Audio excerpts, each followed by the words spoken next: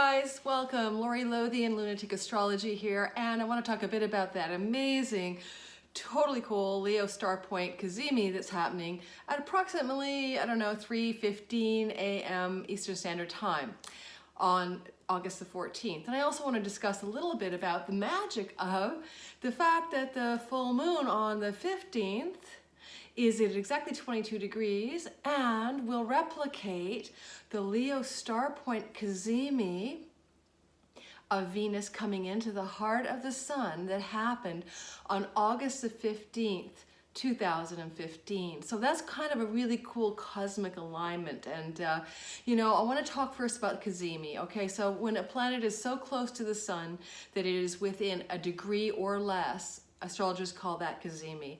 And it means that you can imagine if you were to look at the sun right now in the sky as it was setting or whatever, hopefully not in the midday, you will know that Venus is behind the sun, right? She's in a superior aspect coming into contact with the sun at such proximity by degree that we cannot see Venus in the sky at this point, okay? Now she's getting ready to transition from her time as a morning star, and within the next few weeks after this Cazimi, you'll be able to see her in the sky as the evening star, a much more soft, kind of sensuous, feminine, less hard-ass version of Venus. Now, what does this all mean for you? It means that if you can go back to August of 2015, when the Cazimi was at 22 degrees of Leo, when the sun was doing that meeting with the king. The sun is the king. So imagine the goddess of love, art, and beauty, friendship, female friendships, pleasure, sensuality, enjoyment, money, is having a profound conversation with the king, like in the throne room, okay?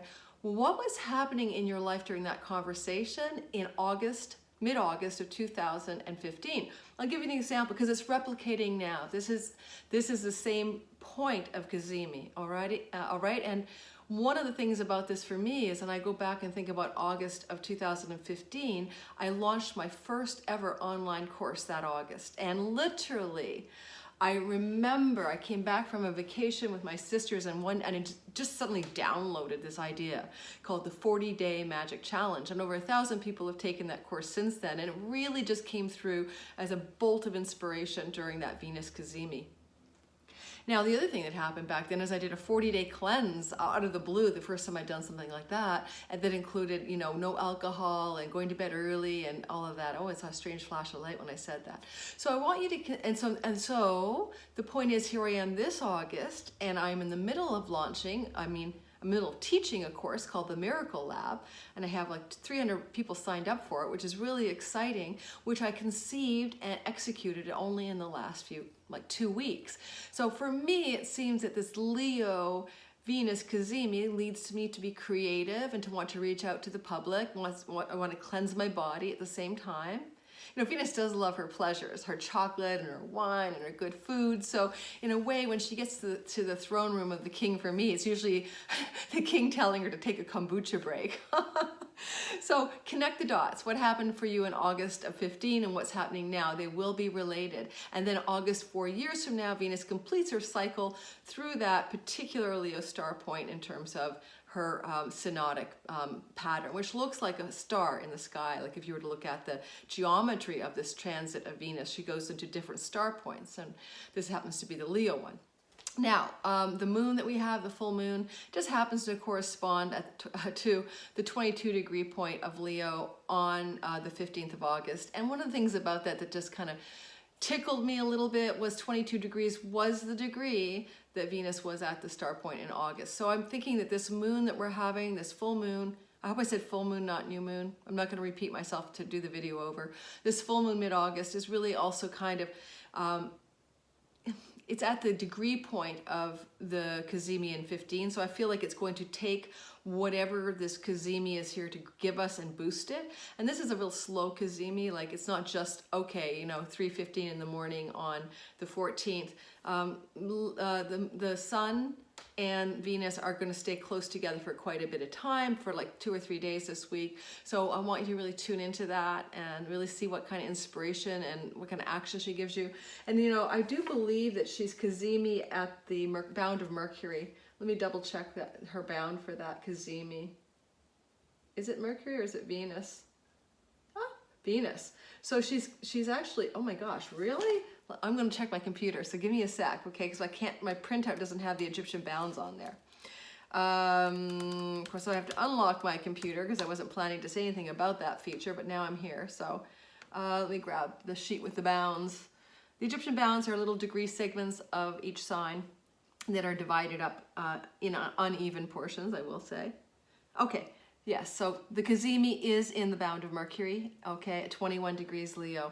So Mercury is the messenger, simply put, you know, the messenger of the gods. So what is it that you're going to get via not only Aphrodite, goddess of love, art, and beauty, and all that good stuff, relationships and love and money, having her powwow with the king when the Mercury, the messenger of the gods, is standing by. I kind of feel this is going to spin out for a lot of people, like some really interesting news, some information that could come to you, an email, a phone call, a conversation with somebody. Think about Mercury. He does all those things. He writes, he speaks, he emails people, he communicates. That's why the post office has that little symbol in the United States of the winged messenger as a part of its logo. And so really think about the idea of also receiving messages from deep within yourself, because Venus is a part of you and so is Mercury. So within your own inner cosmology, your own celestial inner universe, what messages will you be receiving on the 14th and 15th and 16th of August? Well, this whole Cazimi is unfolding. And when we have that full moon that activates the same point of the Leo star point exactly from 2015. Now, I'm looking at it for myself that what I'm doing now is kind of building on what I began in 15. And I can assume that 4 years from now, when we add, 2019 plus 4, 2023 August, I will be in a completion of something, a fullness of something that I began then. And since it's about online courses, it probably has to do with me as an online educator, which is something I love to do. So the other thing I want to say about the full moon in brief is that there's a kind of a weak but still stable fire trine between Chiron, Jupiter, and Mercury ongoing off to the side, off the sidelines of that full moon. And I think that's important to recognize. I feel like, remembering that you got, Jupiter direct, hallelujah, as of the 11th, in the sign of Sagittarius, his home territory. So he's highly dignified. He's very powerful. Chiron is at 5 degrees of Aries at the same time. Chiron just moved into Aries in February. He's going to be there for quite a few years, about 8.5 years through Aries. And Mercury in Leo at 4 degrees. So that fire trine is active. So what initiative, impulse to do, create, act on something. Your creative energies are fire as well. Your creativity and your ability to channel inspiration is fire. It's like the wands in the tarot. It's the spiritual soul level suit of the tarot, and it's also what fire represents. So consider this also a very inspiring time to have a full moon, a Cazimi, and a grand fire trine.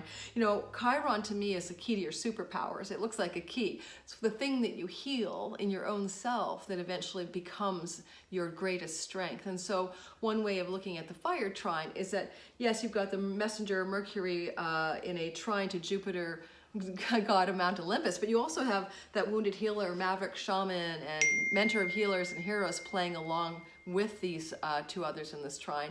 So you may be asked to look at something in your life that is looking for a resolution or healing. Chiron in Aries, where have you had conflict and are you ready to let it go? Where have you been fighting or arguing with yourself or others and you realize there's no point? When are you going to put down the argument? Perhaps that's what that fire trine is asking you to do. Or if you've been a doormat when people are walking all over you and you have no boundaries, is it time to stand up? Aries, the warrior, the advocate, the hero.